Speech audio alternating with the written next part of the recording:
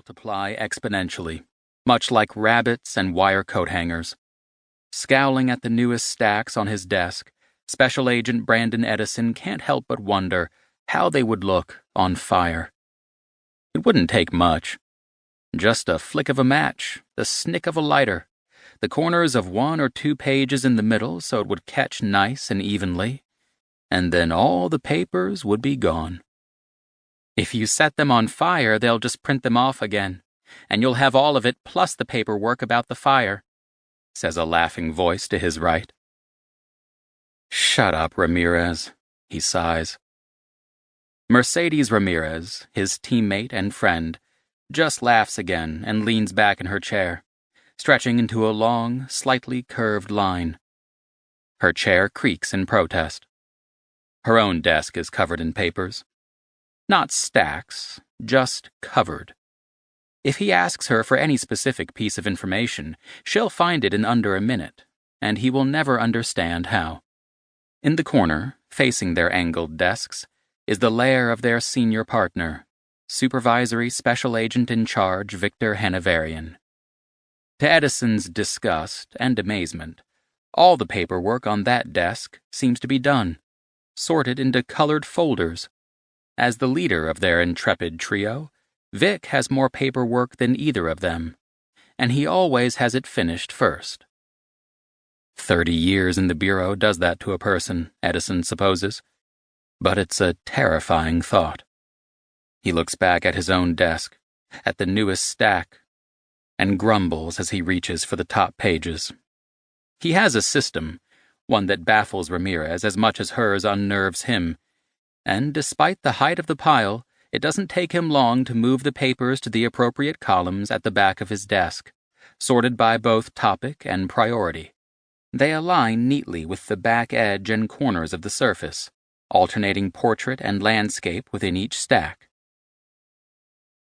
Has a nice doctor ever talked to you about that? Asks Ramirez. Has A&E ever staged an intervention about yours? She snickers and turns back to her desk. It would be nice if, just once in a while, she rose to the bait. She's by no means unflappable, but she's strangely impervious to teasing. Where is Vic, anyway? On his way back from a deposition. Bliss asked for him to be there.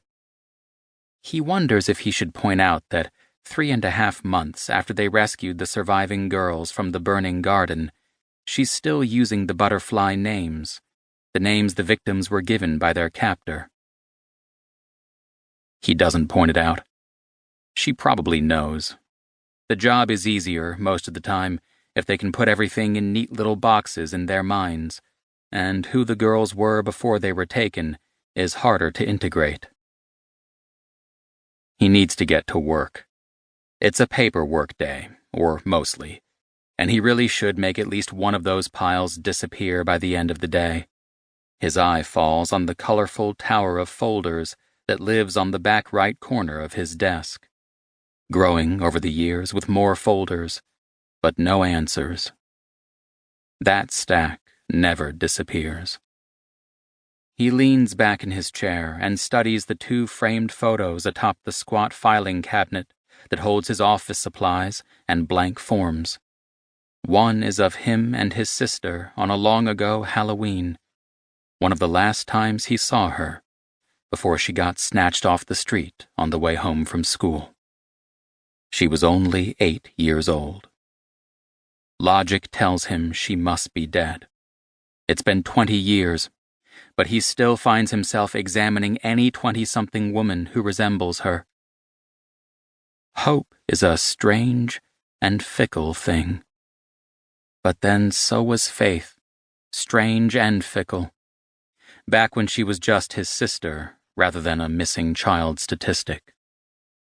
The other photo is newer, just a couple of years old.